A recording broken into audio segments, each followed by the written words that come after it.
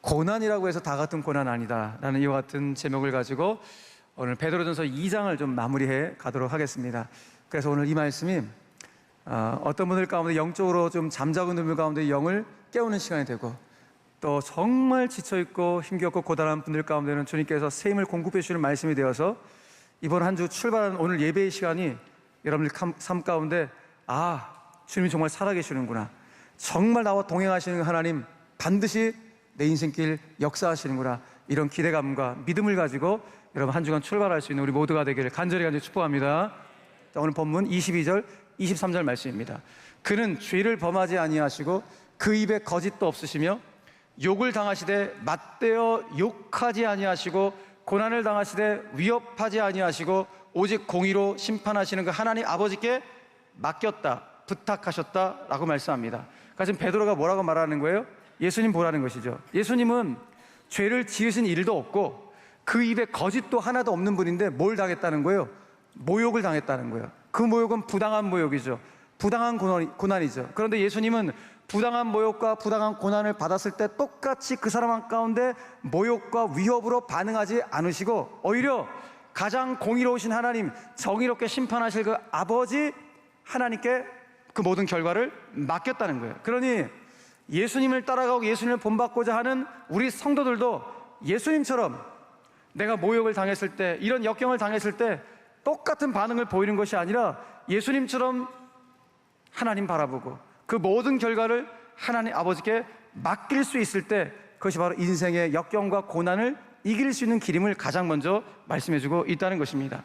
자, 여기까지 제가 말씀을 드리면 대체적으로 이렇게 맞다 이게 수긍이 될 법한 그런 말씀을 제가 여러분께 증거를 했습니다. 그런데 우리가 방금 읽었던 22절 23절 말씀 말고 그 바로 앞에 있는 21절 말씀을 읽으면은 이게 솔직히 아멘하기가 굉장히 부담스러운 말씀이 아닐 수 없습니다. 21절 말씀 이렇게 말씀하고 있는데요.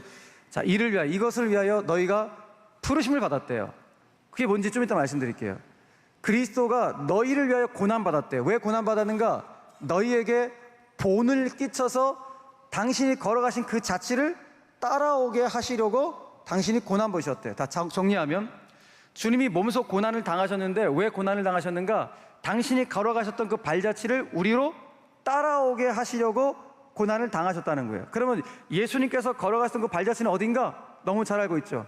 십자가의 길, 좁은 길입니다. 그런데 오늘 성경은 말씀하는 거예요. 우리로 하여금 그 십자가의 길, 좁은 길로 따라가게 하려 우리를 부르셨다는 거예요. 너 나와 함께 그 십자가의 길, 좁은 길을 걸어가자라고 우리를 부르셨다는 거예요. 예, 주님 너무 좋습니다. 이렇게 기쁨으로 순종하며 걸어가는 사람이 과연 몇 명이나 될까? 대부분 솔직히 이 말씀 앞에 손살에 치려고 하는 어떤 그런 마음이 우리 마음 가운데 있겠죠. 왜냐하면 우리는 알고 있어요. 기본적으로 신앙생활을 어느 정도 하다 보면은 십자가의 길이라는 것, 좁은 길이라는 것은 그냥 이런 길일 거야 라는 어떤 이미지, 상상, 힘겨운 길, 이런 것들이 있기 때문에 주님이 나한테 십자가의 길, 좁은 길을 가자라고 하시는 것에 대해서 굉장히 부담스러워하죠. 그래서 그러니까 오늘 베드로는 그 십자가의 길, 좁은 길이 무엇인지를 우리 가운데 정확하게 알려줘요. 주님이 우리 가운데 같이 따라가자고 하는 그 좁은 길, 십자가의 길이 이런 길이라고 말씀해주고 있다는 것입니다. 어떤 길인가? 자, 다시 한번 읽었던 23절 말씀을 읽어봅시다. 다 같이 시작. 욕을 당하시되 맞대어 욕하지 아니하시고 고난을 당하시되 위협하지 아니하시고 오직 공의로 심판하시는 이에게 부탁하시며 아멘. 바로 여기 나와요. 여기에 베드로가 우리에게 소개하는 십자가의 길이 무엇인지 세 가지가 분명히 나오고 있는 것이죠. 그 첫 번째가 무엇입니까? 모욕을 당하나 모욕으로 대갚지 않는 길, 이것이 십자가의 길이래요. 두 번째, 부당한 고난을 당했지만 나에게 부당한 고난을 준 그 사람을 다시 위협하지 않는 길, 이게 십자가의 길이래요. 도리어 정의롭게 공의롭게 심판하실 그 하나님께 그 모든 결과를 맡기고 위탁하는 길, 이것이 바로 베드로가 제시하는 구체적인 십자가의 길, 좁은 길이라고 오늘 말씀해주고 있다는 것입니다. 자, 그런데 이 말씀을 듣고 나면 여러분 마음 가운데 어떤 생각이 드십니까? 솔직히 거의 대부분은요, 누군가 나를 모욕하잖아요. 내가 모욕을 당하면 나도 대갚아 주리라. 이것이 솔직히 우리 가운데는 복수의 심리거든요. 내가 대갚아줄 능력이 없으면은 하여튼 무슨 수단과 방법을 동원해서라도 내가 그 사람을 험담하든지 뭐 악플을 달든지 어떻게 해서 그 사람을 내가 끌어내리리라, 넘어뜨리리라, 이런 복수의 심리가 가득한 것이 우리 인간들 가운데 갖고 있는 마음이라는 것입니다. 문제는 이런 것들이 계속 작동되면은 그 어떤 삶 자체가 악순환의 고리가 계속 이어진다는 것입니다. 어떤 악순환인가? 그 사람과 내가 서로 조롱하는 거예요. 계속 조롱하고 모욕된 언사를 주고받으면서 그 삶이 피폐해져요. 그 영혼이 죽어가요. 그런데 내 영혼이 피폐해지고 내 영혼이 죽어가는지도 모르고 계속 조롱과 모욕을 주고받게 되는 것, 이 악순환이 계속 일어난다니까요. 그런데 예수님께서는 그 악순환의 고리를 끊어내셨다는 거예요. 우리가 잘 알고 있잖아요. 예수님께서 십자가에 달리셨을 때 그럼에도 불구하고 많은 사람들이 예수님을 조롱하고 모욕합니다. 그때 예수님께서 하셨던 일이 무엇입니까? 그들을 똑같이 모욕하고 조롱한 것이 아니라 하나님 아버지께 도리어 기도합니다. 아버지 하나님, 저들을 용서해 주십시오. 저들이 지금 자기들이 하는 일이 무엇인지 모르기 때문에 이와 같이 조롱하고 모욕하는 것이니 아버지 하나님이 용서해 달라고 도리어 기도하는 예수님의 모습. 예수님은 조롱과 모욕을 받으셨지만 그 악순환의 고리를 끊으셨다고요. 여러분, 지금 우리가 살고 있는 이 시대는 극단적 분열의 시대를 살고 있습니다. 이 극단적 분열의 시대 속에서 우리 그리스도인들 가운데 있어야 될 시대적 사명이 바로 예수님의 이 모습이에요. 조롱을 받았지만 조롱으로 맞대응하지 않는 것, 모욕을 받았지만 똑같이 갚아주리라, 이와 같은 악순환의 고리를 끊어내는 것, 이것이 품격 있는 우리 그리스도인의 모습이어야 되는데, 글쎄요, 우리 그리스도인들도 이 극단적 분열의 시대에 편승해왔고 같이 예수 믿는 사람들끼리 손가락질하고 또 모욕하고 조롱하는 일들이 심지어 교회 안에서 이루어지는 그런 케이스를 왕왕 보게 되는 것, 이게 얼마나 안타까운 일입니까? 여러분, 그렇게 분열을 조장하는 사람들 있잖아요. 예? 정치인들의 입술을 보십시오. 얼마나 그 입술을 통하여 조롱하고 혐오하는, 어떻게 사람을 저렇게 조롱할 수 있을까? 너무나 듣기만 해도 막 그냥 진절머리 날 정도의 그런 정치인들의 그 언어들 보게 되지 않습니까? 그런데 우리 그리스도인들이 자꾸 거기에 편승하게 그 모습을 보게 된다는 것이죠. 그런데 이 극단적 분열의 시대 속에서 주님 우리 가운데 보여주는 거예요. 너희들은 조롱을 받았을 때 조롱을 똑같이 하는 그들처럼 하지 말고 그 악순환의 고리를 끊어내야 된다. 모욕을 받았을 때 대갚아주리라는 이 악순환의 고리를 끊어야 된다.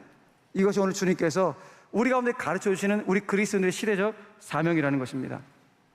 물론 주님의 발자취를 따르는 성도, 십자가의 길을 따르는 성도는 불의한 세력과는 맞서 싸워야 되죠.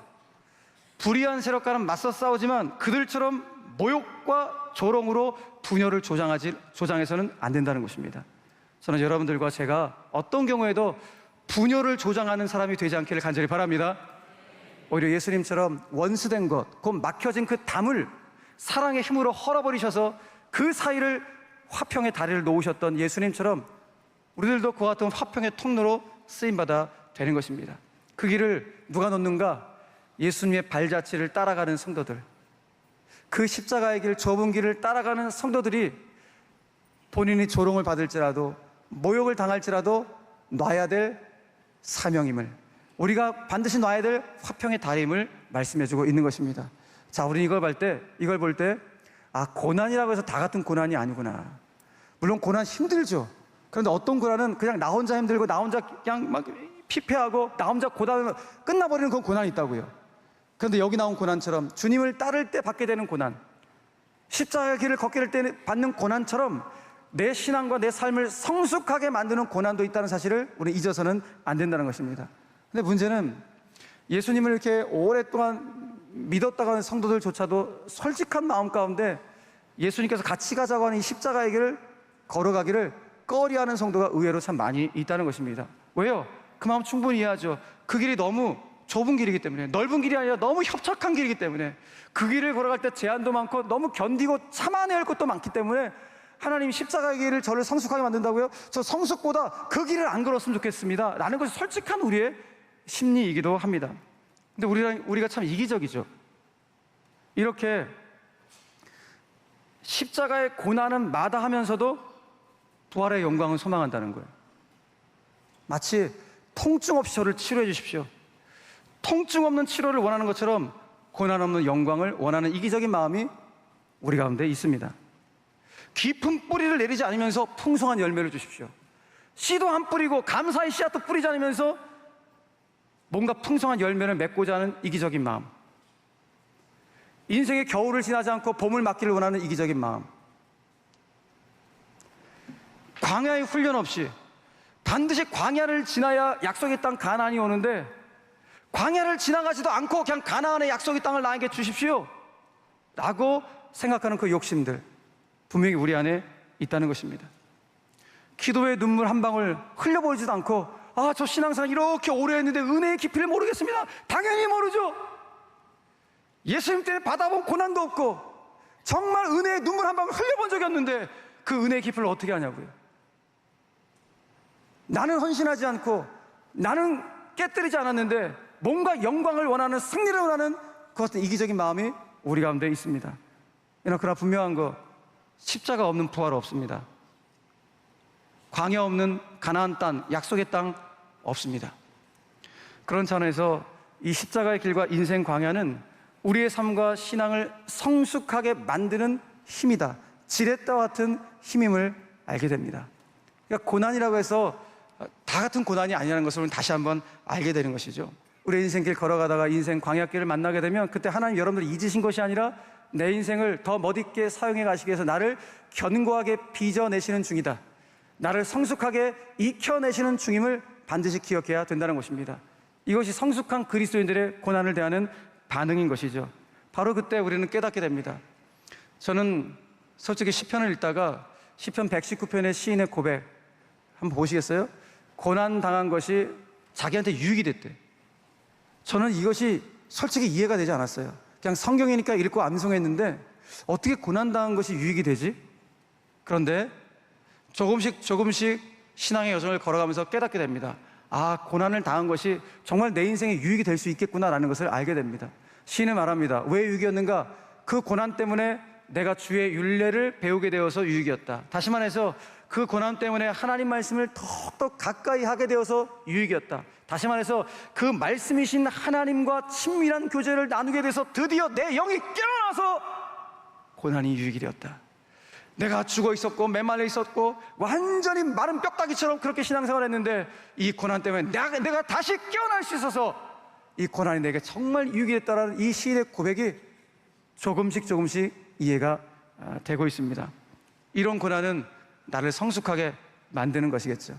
그런 차원에서 인생 광야가 한 번도 경험하지 못했다고 하는 것은 축복이 아닙니다. 인생 광야 속에서 나를 향하신 하나님의 뜻을 깨달아 알아가는 그 은혜도 누릴 수 있는 것이 신앙의 가장 큰 축복 중에 하나이기도 한 것입니다. 한자말에 이런 한자말 있더군요. 생어 우환, 사어 안락. 글자 끝 뜻대로 우환이 나를 살리고 안락함이 나를 죽음으로 이끈다는 의미입니다. 맞습니다. 힘겨운 고난이 나를 살리는 계기가 되기도 하고, 하지만 내가 그렇게 원하는 편안함, 그 안락함이 도리어 나를 죽음으로 내몰 수 있다는 사실입니다. 우리 성도들 가운데 이런 기도 많이 하는 분들이 계시죠. 하나님, 저를 편안한 길로 인도해 주십시오. 늘 안락하게 저의 삶을 붙잡아 주십시오. 여러분, 그런 기도는 여러분들을 무기력하게 빠뜨립니다. 늘 평안함만 있는 거, 늘 안락한 생활 속에 살아가는 거, 이것은 영적으로 그다지 제가 여러분들 가운데 드리고 싶은 말씀은 아닙니다. 우리 삶 가운데 때때로 바람이 불어야 합니다. 그 바람 때문에 내 영혼이 회복되어지고 다시 깨어날 수 있는 그런 축복을 누릴 수 있다면 그 바람이야말로 축복의 바람인 것입니다. 그러니 안락함이 다 좋은 거 아닙니다. 여러분, 바닷가 보십시오. 바닷가에 태풍이 불지 않으면 바다 다 썩습니다. 가끔가다 엄청난 태풍이 휘몰아쳐갖고 확 저어놔야지 그 바다가 다시 정화되는 겁니다. 땅도 마찬가지입니다. 맨날 햇빛만 찌면 어떡합니까? 그 사막 됩니다. 강물 보십시오. 어떤 강물이 일직선으로 쫙 흐르는 강물이 어디 있습니까? 다 굽이치고 흔들리며 이렇게 가는 강물이에요. 우리 인생 똑같습니다. 다 굽이치는 인생길 흔들리며 살아가는 거예요. 꽃도 보십시오. 흔들리지 않고 피는 꽃이 어디 있습니까? 다 흔들리면서 꽃이 피는 겁니다. 가장 아름다웠던 무지개 보십시오. 햇빛이 있을 때 무지개 뜹니까? 비도 같이 있어야죠. 햇빛과 비가 같이 내릴 때 그때 아름다운 그 무지개의 광경을 목격하게 되는 것입니다. 여러분, 잊지 마십시오. 아무런 어려움이 없는 무풍 인생은 도리어 우리의 삶을 약하게 만들고 내 마음과 영혼에 때를 끼게 합니다. 그리고 나도 모르는 사이에 내 영혼을 피폐하게, 그리고 말라 비틀어지게 만들어서 결국은 영적인 죽음을 맞이하게 되는 것, 그것이 전혀 바람잘 날 없는 것을 소원했을 때 나타나는 현상입니다. 그러니까 우리 성도들은 크고 작은 어려움이 있을 때 물론 힘들죠. 근데 그때 우리가 가장 먼저 반응할 건 무엇인가? 하나님을 생각함으로 슬픔을 참으면 그게 아름답고 은혜가 있다 했듯이, 바로 그 순간 우리는 하나님 앞으로 나오는 거예요. 죽고 나서는 하나님께 부르짖어 기도하는 거예요. 그러면 그때 내 영혼이 다시 강건해지는 거예요. 죽어있던 내 영혼이 깨어나는 거예요. 내 영혼이 다시 단단해지는 그 역사를 경험하게 되는 것입니다. 중요한 건 고난이 찾아오면 진짜 내 영혼을 깨우면 되니까요. 그동안 무덤덤하게 신앙생활 했던 내 영혼이 깨어나요. 신앙생활 늘 내가 신앙생활을 하는 건지 안 하는 건지 모르죠. 밋밋하게 신앙했던 그 순간 고난이 한번 찾아오면 그때 깨어나는 거예요. 아, 하나님 정말 살아계시는구나. 나를 일으켜주려고, 나를 돌이키려고 이 바람을 나에게 주셨구나. 깨달아갖고 그 밋밋했던 신앙생활 가운데 다시 한번 하나님의 마음을 알게 되는 그런 역사를 경험하게 되는 것입니다. 그래야 평안하게 살아가는 거 참 감사한 일입니다. 그러나 너무 밋밋한 것을 추구하지 마십시오. 신앙은 역동성이 있습니다. 스펙타클합니다. 왜? 하나님이 일하시니까. 하나님이 일하시는데 어떻게 밋밋하게 신앙생활합니까? 하나님 한번 믿었다면 적어도 교회도 한번 섬겨보고, 나무 위에서 눈물 나면 기도해보고, 뭔가를 섬겨보고, 헌신해보고, 봉사해보고, 그와 같은 역동성 있는 신앙생활 해야지. 주일 한번 예배 드리러 와갖고 밋밋하게 신앙생활하고, 아이고 나 신앙생활 내가 10년 20년 신앙생활 잘하고 있다라고 스스로 판단한다면 여러분 한번 돌아보셔야 됩니다. 오늘 그런 분들 가운데 이 말씀이 영적인 도전이 되었으면 좋겠습니다. 그래서 오늘 하나님 재산 가운데 찾아온 이 고난은 그저 힘들고 아프고 그냥 너무너무 저를 지치게 만드는 그런 도구가 아니라 저를 새롭게 하고 저를 깨우시고, 그리고 주님과 더욱더 가까이 만들게 하는 정말 아름다운 도구임을 제가 잊지 않고 그 고난을 유익으로 만들 수 있도록 역사하여 주시옵소서. 오늘 시편 기자 고백했잖아요. 고난 당한 것이 내게 유익이라 그랬잖아요. 그러니까 우리는 고난 앞에 섰을 때 고난 힘들지만 어차피 온 고난, 그 고난을 유익으로 만들 수 있는 그런 영적인 시각이 우리 가운데 있어야 한다는 것입니다. 예수님 보십시오. 예수님은 당신의 십자가의 고난이 오늘 너무나 우리에게 유익이 되었대요. 이것들 때문에 유익이 되었대요. 볼까요? 자, 마지막 오늘 본문 말씀인데요, 24절 25절 말씀입니다. 친히 나무에 달려 그 몸으로 우리 죄를 담당하셨으니 이는 우리로 죄에 대하여 죽고 의에 대하여 살게 하려 하심이라. 그가 우리 때문에 채찍에 맞음으로 너희가 나음을 얻었나니, 너희가 전에는 양과 같이 길을 잃었는데 이제 길을 잃지 않게 되고 이제는 너희 영혼의 목자와 감독 되신 이에게 돌아왔느니라. 아멘. 그러니까 예수님 직접 말씀하시는 거예요. 내가 십자가에 당한 그 고난은 너희들한테 엄청난 유익이 됐다. 첫 번째 어떤 유익인가? 내가 너희들을 살렸다는 거예요. 예수님이 당하신 그 고난 때문에 나를 살리신 것이 예수님에게는 가장 유익이 되었고, 당신이 나 대신 우리 대신 채찍에 맞으신 그것 때문에 우리가 나음을 입고 새 생명의 역사를 거둔 것이 유익이 되었고, 그 결과 저와 여러분들이 천국 가는 그 길을 잃어버리지 않게 되어서 가장 큰 유익이 되었다고 말씀하고 있다는 것입니다. 할렐루야. 우리는 그동안 천국 지옥 그런 게 있어? 전혀 관심 없이 살다가 예수님을 알게 돼서 천국 지옥이 있구나 알게 되었습니다. 그런데 그 천국은 오직 예수 그리스도를 믿음을 통해서 갈 수 있다는 그 길을 분명히 알게 된 것입니다. 그렇게 방황하고 헤매고 길을 몰랐는데 진짜 길을 알게 됩니다. 진짜 길이신 주님, 진리신 주님, 진짜 생명이신 예수님 만나 이제는 방황하지 않고 그 길을 걸어갈 수 있게 된 것이 예수님께서 나를 위하여 고난당하신 가장 큰 유익이라고 오늘 말씀하고 있다는 것입니다. 자, 그런 차원에서 오늘 저 여러분들, 나에게 찾아온 인생 광야, 그 고난 한번 찾아왔다면 어떡합니까? 마주쳤다면 돌파해야 됩니다. 근데 내 힘으로 힘드니까 하나님의 은혜를 구해야 됩니다. 하나님의 은혜를 구해서 그 고난이 유익이 될 수 있도록 내가 어떻게 그것을 맞이할 것인가, 이와 같은 영적인 시각이 우리 가운데 있어야 된다는 것이죠. 그런 차원에서 오늘 베드로 사도가 오늘 베드로서 2장을 마무리하면서 우리의 권면을 주었던 것입니다. 말씀을 서서히 맺으면서 오늘 베드로 사도는 결론적으로 이런 말씀을 했던 거예요. 우리 인생 살아가면서 내 삶을 완전히 뒤집어 흔들어 놓는 그런 부당한 고난들, 이해할 수 없는 고난들, 해석할 수 없는 고난 만날 수 있다. 그러나 그 고난 만날 때 적어도 그리스도인이라면 우리가 어떻게 반응하고 어떠한 자세를 취할 것인가, 그건 다른 것이 아니라 그 고난이 유익이 될 수 있도록 해야 되는 것이죠. 그래서 우리에게 오늘 4가지의 권면을 주신 것 같아요. 그래서 제가 그럼 정리해 봤는데, 첫 번째, 고난 앞에 일단 너무 무기력해지거나 포기하지는 말고 그 순간 나 대신 채찍받아 주신 주님의 사랑을 기억하며 주님 바라봐야 한다는 것입니다.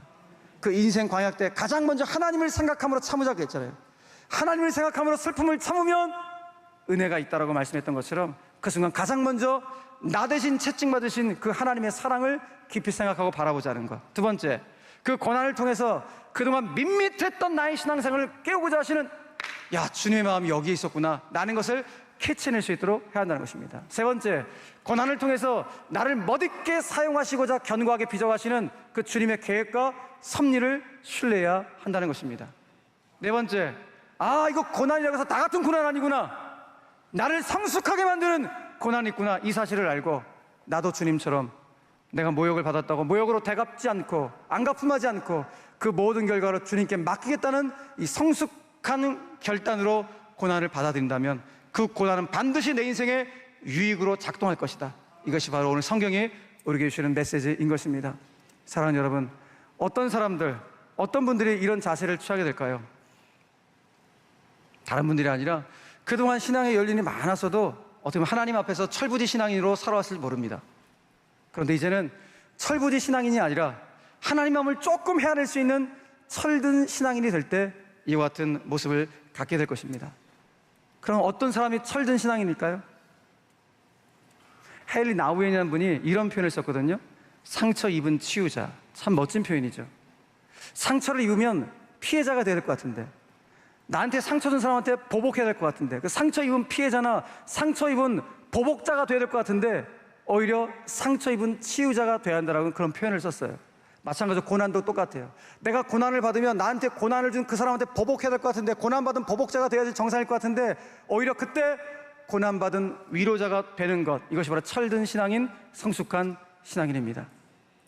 나도 고난받아 지금 너무너무 힘들었지만 내 주변에 혹 나와 같은 아픔을 겪고 있는 사람이 누가 있을까 돌아오면서 그 사람이 다시 일어설 수 있도록 함께 기도해 줄 수 있는 이와 같은 신앙의 모습들, 나도 힘들지만 나보다 더 힘든 사람 누가 있을까, 그들을 위로하며 함께 기도할 수 있는 이와 같은 모습들, 이것이 바로 고난받은 위로자의 모습, 철든 신앙인의 모습인 것입니다.